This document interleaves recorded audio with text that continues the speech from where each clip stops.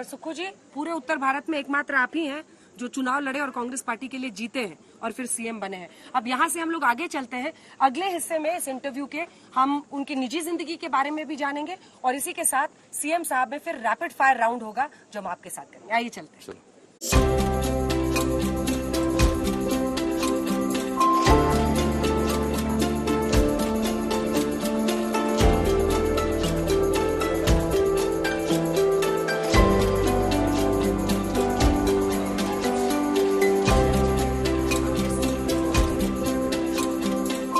अब हम सीएम साहब के साथ उनके स्कूल में पहुंच गए, राजकीय उत्कृष्ट वरिष्ठ माध्यमिक विद्यालय। कैसे मैडम? सीएम साहब, इन लोगों के लिए तो इतनी बड़ी बात होगी, यहीं से पढ़ के आप निकले और सीएम साहब बन गए यहाँ पर हिमाचल प्रदेश में। जब पढ़ते थे तब तो सोचा नहीं था, लेकिन राजनीतिक जीवन में जरूर थे समय। ये सोचा था उस समय भी? उस समय एक बार स्ट्राइक करवाई 1977 में शांता कुमार जी के खिलाफ। अच्छा। तो मैं 9th में पढ़ता था, मैंने स्कूल में भी स्ट्राइक करवा दी। सारे बच्चे क्लैप कर रहे हैं आपके लिए। हाँ। तो कितने लोग अब सोचते हैं कि पॉलिटिक्स में कितने लोगों को जाना है? ये इस बच्ची ने मन बना लिया, इसकी नजर टिक गई है कुर्सी पे आपके। कुर्सी पर नहीं, पर सोच तो है। हाँ, सोच है। कुर्सी पर सोच ही तो आगे ले जाएगी। सोच के साथ फिर उसी सोच जब बनती है तो कर्म करेगी और उस समय एक समय कुर्सी प्राप्त होगी। सीएम साहब, कितने किलोमीटर चल के आप पहुंचते थे स्कूल उन दिनों? नहीं, उस समय तो ये तो 2 किलोमीटर दूर, 2.5 किलोमीटर दूर होता था, जंगल होता था ये। वो जिस समय स्कूल था उस समय जंगल मतलब था। आपने सोचा था आपको सब्जेक्ट कौन सा अच्छा लगता था, मतलब निजी तौर पर आपसे बात मैं मेरा सब्जेक्ट इकोनॉमिक्स था। एक बार मैं कॉलेज में टॉप किया। इंग्लिश थोड़ी टफ होती थी। बाद में आपने लॉ भी किया? मैंने लॉ किया, मैं इन पॉलिटिकल साइंस किया, फ्रेंच में डिप्लोमा किया, DPM diploma in personal management and labour welfare किया। डिबेटिंग वगैरह में भी इंटरेस्ट था आपका? डिबेट वगैरह में जाने का? डिबेट में इंटरेस्ट था, इंटरेस्ट सब में था। मेन पार्ट पॉलिटिक्स ही था कि ये करना है, ये करना है। आपने स्कूल टाइम से सोचा था? ऐसा था, जहाँ मैं रहता था वहाँ पहले क्या होता था, मोहल्ले होते थे, ब्लॉकर्स था, तो उसमें सब लोग इकट्ठे होकर अपने त्योहार मनाते थे। तो छोटे उसमें पुरानी फिल्म चलती, लीडर। तो एक हमारे बुजुर्ग थे, उन्होंने बोला ये लीडर है, सबके काम करता था मैं। किसी के घर के काम होता है, किसी सबके काम करता था। आपने अपने स्कूल के लिए कुछ किया है? मतलब बच्चों को लगता होगा ना हमारे स्कूल वाले तो अब सीएम साहब बन गए, पर स्कूल को क्या मिला? हिमाचल को तो सीएम मिल गया। नहीं, सीएम बनने के बाद मेरा जो पहला कार्यक्रम था प्राइज डिस्ट्रीब्यूशन का, वो मेरे अपने स्कूल में था। अच्छा। और मैं बच्चों को ये बताना चाहता था कि मैं गवर्नमेंट स्कूल से पढ़ा हूँ, और जब मैं पढ़ता था तो हमें बेंच 9th क्लास में मिलते थे, पहले टाट मिलती थी, और उस समय आपको टीचर जो है वो पिटाई भी करते थे। तो इसलिए वो इनको बता। उसके बाद मैंने देखा कि आजकल के टीचर तो नहीं करते।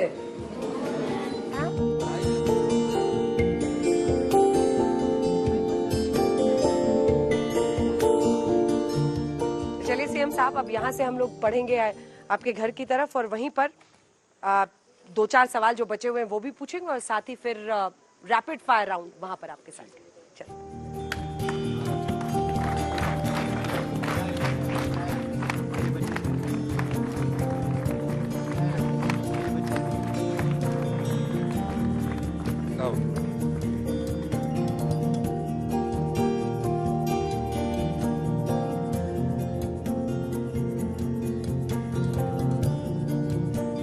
सीएम साहब के स्कूल से होते हुए हम लोग उनके घर पर पहुंचे हैं, और ये हिमाचली खाना आपने सीएम साहब लगाया। मैम, आप खा नहीं रही हैं, आपका व्रत है?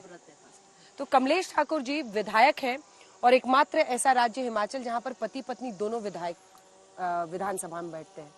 तो डिस्कम्फर्ट तो नहीं होता आपको? मतलब कोई बार बार ऐसे तो नहीं सिफारिशें लेके आता कि घर पे बात कर लीजिएगा, करा दीजिएगा? ऐसा नहीं। चलो, लोगों की अपेक्षाएं होती है हमारे प्रति, तो आते हैं तो मैं उनको वेलकम करती हूँ कि अच्छी बात है कि मैं मतलब कि उनका काम भी करवाती हूँ। घर में पॉलिटिक्स ज्यादा डिस्कस होता है या बच्चे परिवार ये सब डिस्कस होता है? नहीं, मोस्टली हम घर का गृहस्थी की बात करते हैं, जैसे घर में होते हैं।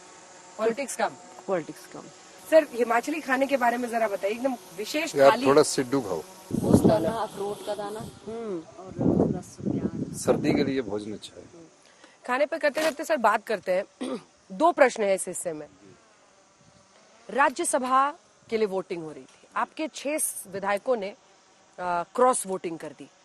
उसके बाद वो बीजेपी में शामिल हो गए, 3 निर्दलीय जो हैं वो बीजेपी में शामिल हो गए, उपचुनाव हुआ, वहां पर वापस आपने 6 सीटें जीती। ये जो पूरा चैलेंज रहा है, पहले तो राज्यसभा में क्या गड़बड़ हुआ था, क्यों मतलब आपके रहते हुए, आपकी सरकार रहते हुए बीजेपी जीत गई? नहीं, 2-3 एमएलओ का तो मुझे विश्वास था। मैं थोड़ा सा, कहते हैं ना, ओवर कॉन्फिडेंस हमेशा नुकसानदायक होता है। 6 दिन पहले वो बात करने आएगा, मनोज सिंघवी जी के साथ उन्होंने डिनर भी किया, और जो मेरे प्रति नाराजगी थी कि मंत्रिमंडल में 2 मिनिस्टर्स को नहीं बनाया, उन्होंने उस नाराजगी का इजहार भी उनके साथ किया था और कहा था कि हम वोट डालेंगे। अब ऐसा राजनीति में होता है कि सुबह तक वो ब्रेकफास्ट करते रहे और 1 घंटे बाद वोट बीजेपी वालों को डाला है। फिर हमने फैसला किया कि जब उन्होंने बजट में वोट नहीं डाला विप जारी होने के बाद, तो डिस्क्वालिफिकेशन बनता था, उनकी डिस्क्वालिफिकेशन हुई, उसको उन्होंने चुनौती दी और सुप्रीम कोर्ट ने कहा कि ये सही है, और जनता ने हमारी बात को सुना और हमें जो 6 कांग्रेस के विधायक छोड़ के 34 से हम 40 पर हो गए। और लोकसभा में भी हमारी सरकार आपकी बच गई, जनता ने समय साथ दिया। लोकसभा में भी हमारी 14% वोट्स इंक्रीज हुआ और विधानसभा की हम 6 सीटें जीत गए और 2-3 सीटें आ रही, बहुत कम मार्जिन से आ रही। पर हरियाणा के चुनाव के रिजल्ट का टेस्ट क्या है कि अभी भी बीजेपी, मतलब 24 के रिजल्ट के बाद ये तो उनका सबसे बड़ा बूस्टर डोज लग गया ना? थोड़ा बहुत खट्टा मीठा है। मुझे लगता है कि अब खाना खा लेते हैं सर, उसके बाद रैपिड फायर के साथ अंत करेंगे इंटरव्यू का।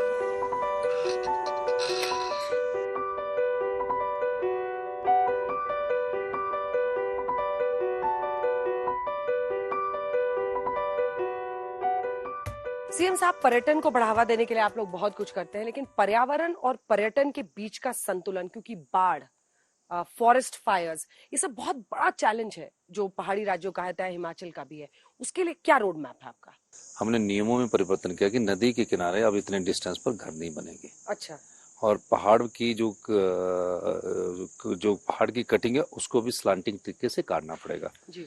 तो इस दृष्टि से भी हम काम कर रहे हैं। और पर्यटन हमारा मुख्य उद्देश्य हमारी सरकार का कि पर्यटन को बढ़ावा देना है। कंगना रनौत ने सबकी नाक में दम कर दिया, मतलब कांग्रेस पार्टी की नाक में दम कर दिया है। उन्होंने चुनाव लड़ा, वो जीती, हमेशा घेरती हैं, आप पर अग्रेसिव रहती हैं, वो विक्रमादित्य पर रहती हैं, वो राहुल गांधी पर बहुत अग्रेसिव रहती हैं। आपको लगता है कि उन्होंने वाकई आप लोगों को परेशान कर दिया कंगना रनौत ने? नहीं, वो मीडिया वालों को लगता होगा, या उनको कोई गंभीरता से नहीं लेता है। पर जीती वो चुनाव? नहीं, चुनाव तो जीती, अच्छी बात है। हाँ। महिलाओं की जीती, पर गंभीरता से उनकी बातों को नहीं लेते, क्योंकि गंभीरता होनी चाहिए, तो इसलिए वो कोई ज्यादा मायने कंगना रनौत की बात का नहीं रहता। राहुल गांधी पर वो बहुत अग्रेसिव रहती हैं। नहीं, उनको इसीलिए तो चुनाव जीतना है कि मेरे को राहुल गांधी जी के खिलाफ बोलना है। राहुल गांधी जी ने तो कभी उन पर कोई टिप्पणी भी नहीं की। ठीक है, अब सीएम साहब हम लोग रैपिड फायर कर रहे हैं, तो मेरा आपसे बस एक निवेदन रहेगा कि आप इसके छोटे छोटे जवाब दें, क्योंकि जो सवाल है एक एक करके। आपका सवाल छोटा होगा तो छोटा जवाब होगा। राहुल गांधी अब तक कितनी बार सांसद चुने गए हैं? अगर सीएम साहब आपको याद हो तो 5 बार। प्रियंका वाड्रा गांधी, वो महासचिव बनी पार्टी में, क्या आपको वो वर्ष याद है? 2019 में वो जनरल सेक्रेटरी पार्टी की बनाई गई। हिमाचल प्रदेश के पहले मुख्यमंत्री कौन? देखो, डॉक्टर वाईएस परमार थे। सेब की कीमत क्या है सर? कभी 65 रुपए जाता है, कभी 100 रुपए जाता है, कभी 150 रुपए जाता है, कभी 200 रुपए जाता है, मार्केट पर डिपेंड करता है।